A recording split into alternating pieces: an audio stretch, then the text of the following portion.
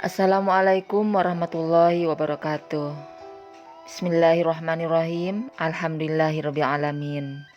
Anak-anakku, kita lanjutkan kembali bahasan kita tentang iman kepada hari kiamat. Kita akan lanjutkan membahas tentang peristiwa-peristiwa setelah hari kiamat. Tentang peristiwa setelah hari kiamat, sebelumnya kita telah membahas Yaumul Ba'ats, Yaumul Mahsyar, Yaumul Hisab, dan Yaumul Mizan. Sekarang kita akan membahas Sirat, Qantarah, surga, serta bagaimana orang mukmin yang berdosa dan beberapa gambaran siksa di neraka.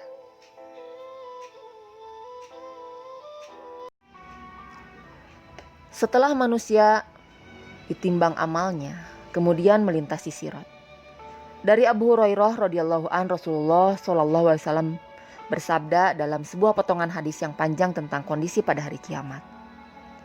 Dan dibentangkanlah as-sirat di antara kedua punggung neraka jahanam, maka aku dan umatku adalah yang pertama kali melintasinya. Tidak ada seorang pun yang berbicara ketika itu kecuali para rasul. Ucapan para rasul ketika itu adalah, "Ya Allah, selamatkanlah, selamatkanlah." Hadis riwayat Bukhari. Dari Abu Sa'id Al-Khudri radhiyallahu an, dalam sebuah potongan hadis yang panjang, beliau menceritakan bahwa Rasulullah shallallahu alaihi wasallam bersabda, "Kemudian didatangkanlah jembatan dan dibentangkanlah di antara kedua punggung neraka jahanam. Kami para sahabat bertanya, 'Wahai Rasulullah, bagaimanakah bentuk jembatan itu?' Rasulullah menjawab, 'Jembatan itu licin dan menggelincirkan. Di atasnya terdapat besi-besi pengait semacam jangkar dan kawat berduri yang ujungnya bengkok. Ia bagaikan pohon berduri di daerah Najd, dikenal dengan pohon Sa'dan.'" Sa'id Al-Khudri radhiyallahu an kemudian berkata, "Telah sampai berita kepadaku bahwa sirat itu lebih halus dari rambut dan lebih tajam dari pedang." Sirat itu keadaannya gelap. Ibnu Katsir rahimahullah menjelaskan, Allah Ta'ala mengabarkan tentang orang-orang yang beriman bahwasanya pada hari kiamat mereka memiliki cahaya yang bersinar di hadapan mereka sesuai dengan amal perbuatan mereka. Tentang firman Allah Ta'ala yang artinya, sedang cahaya mereka bersinar di hadapan mereka, Abdullah Mas'ud berkata, mereka melintasi sirat sesuai dengan amal perbuatan mereka. Di antara mereka ada yang memiliki cahaya sebesar gunung, ada yang memiliki cahaya seperti pohon kurma, dan ada pula yang memiliki cahaya seperti setinggi seorang laki-laki yang berdiri tegak. Orang yang paling rendah adalah yang memiliki cahaya pada ibu jari mereka. Terkadang bersinar dan terkadang cahayanya padam. Diriwayatkan oleh Ibnu Abi Hatim dan Ibnu Jarir. Bagaimana cara orang mukmin melewati sirat? Rasulullah bersabda, orang mukmin berada di atas sirat dan ada yang secepat kedipan mata, ada yang secepat kilat, ada yang secepat angin, ada yang secepat kuda yang amat kencang berlari, dan ada yang secepat pengendara. Maka ada yang selamat secara tertatih-tatih dan ada pula yang dilemparkan ke dalam neraka. Mereka yang paling terakhir merangkak secara pelan-pelan. Muttafaqun alaih. Dikisahkan setelah melewati as-sirat, berada di atas neraka jahanam itu, sementara di kedua sisinya yang terdapat pengait-pengait tajam laksana pohon duri Sa'dan, dan manusia diperintahkan untuk menyeberanginya. Manusia dikelompokkan menjadi 3 golongan besar, yakni pertama adalah mereka yang selamat tanpa halangan, di mana mereka mampu berjalan secepat kilat. Golongan kedua adalah mereka yang selamat menyeberangi as-sirat, namun terluka karena sambaran pengait-pengaitnya. Dan terakhir adalah golongan ketiga, yakni mereka adalah orang yang tersungkur masuk ke dalam jahanam dari kalangan orang munafik, orang kafir, yaitu yang pura-pura Islam, dan kaum muslim yang lebih berat amal keburukannya ketimbang kebaikannya. Setelah orang-orang beriman selamat melewati sirat, mereka akan berhenti di suatu tempat yang bernama Qantarah. Dari Abu Sa'id Al-Khudri radhiyallahu anhu, Rasulullah shallallahu alaihi wasallam bersabda, Setelah orang-orang beriman diselamatkan dari neraka, yaitu selamat melewati Sirat, mereka tertahan di Kantarah yang ada di antara surga dan neraka. Maka ditegakkanlah kisos di antara mereka akibat kezaliman yang terjadi di antara mereka selama berada di dunia. Setelah dibersihkan dan dibebaskan, mereka pun diizinkan masuk surga. Demi Zat yang jiwaku berada di tangannya, sungguh mereka lebih mengetahui tempat mereka surga daripada tempatnya ketika berada di dunia. Hadis riwayat Bukhari. Dalam Syarah Al-Aqidah As-Safariyaniyah dijelaskan, jika mereka sampai ke surga, pintu surga masih tertutup, berbeda dengan penduduk neraka. Ketika mereka sampai di neraka, pintu neraka dibuka sehingga mereka langsung merasakan azab. Adapun surga, maka pintunya masih tertutup. Mereka menunggu di Kantarah, yaitu suatu jembatan yang kecil. Sebagian mereka pun dikisos atas sebagian yang lain dengan kisos yang berbeda dengan kisos yang pertama yang terjadi di padang mahsyar. Mereka dikisos untuk menghilangkan rasa dendam dan rasa dengki. Hal ini karena kisos yang terjadi di padang mahsyar bertujuan untuk mengembalikan hak yang dizolimi atau dirampas, dan terkadang masih tersisa rasa dendam di hati. Kisos yang kedua ini adalah kisos untuk mensucikan dan membersihkan apa yang ada di dalam hati, sehingga mereka pun masuk ke dalam surga tanpa rasa dengki dalam hati mereka. Setelah melewati Kantarah, akhirnya orang-orang mukmin masuk ke dalam surga. Gambaran tentang tingginya kenikmatan ini dinyatakan dalam hadis qudsi yang sahih. Allah berfirman, "Aku sediakan untuk hamba-hambaku yang soleh kenikmatan tinggi di surga yang belum pernah dilihat oleh mata, didengar oleh telinga, dan terlintas dalam hati manusia."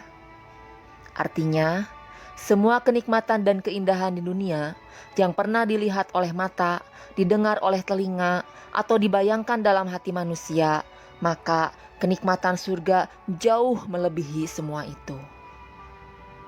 Oleh karena itu, semua kenikmatan dan kesenangan di surga yang Allah sebutkan dalam ayat-ayat Al-Quran, seperti istana-istana dari emas dan perak, istri-istri, buah-buahan, sungai-sungai, taman-taman yang indah, dan berbagai macam kenikmatan lainnya, semua itu meskipun namanya sama dengan yang ada di dunia, akan tetapi hakikat kenikmatannya jauh berbeda. Karena kenikmatan di surga jauh lebih tinggi dan lebih sempurna.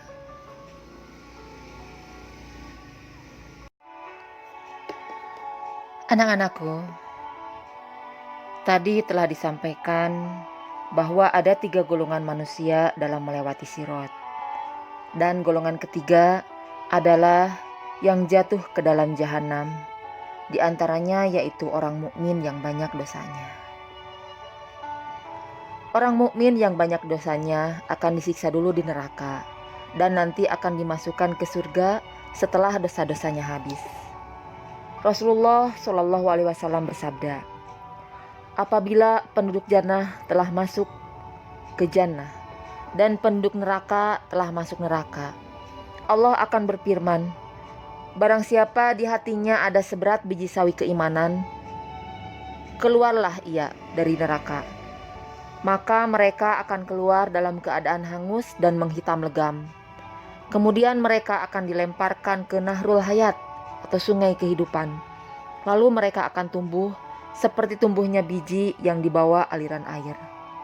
Lalu beliau melanjutkan, tidaklah kalian tahu bahwa biji tumbuh berwarna kuning dan meliuk.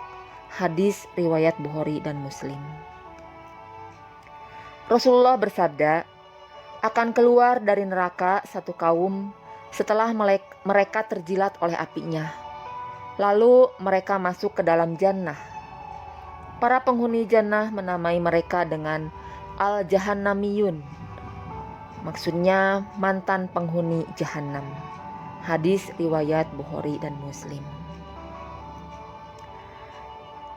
Jadi ada dua macam keadaan penghuni neraka. Pertama, penghuni yang kekal abadi. Mereka adalah orang kafir dan musyrik, yaitu yang menyekutukan peribadatan kepada Allah dengan makhluknya. Allah berfirman, "Adapun orang-orang kafir dan mendustakan ayat-ayat Kami, mereka itu penghuni neraka, mereka kekal di dalamnya." Al-Quran Surat Al-Baqarah ayat 39. Yang kedua, yang hanya sementara saja. Mereka adalah orang mukmin yang berdosa, yang setelah ditimbang dengan mizan, dosanya masih lebih banyak daripada kebaikannya, serta tidak diampuni oleh Allah. Maka akan dimasukkan ke neraka, dan setelah bersih, maka ia akan keluar dengan syafaat orang-orang yang memohonkan syafaat atau karena rahmat Allah semata.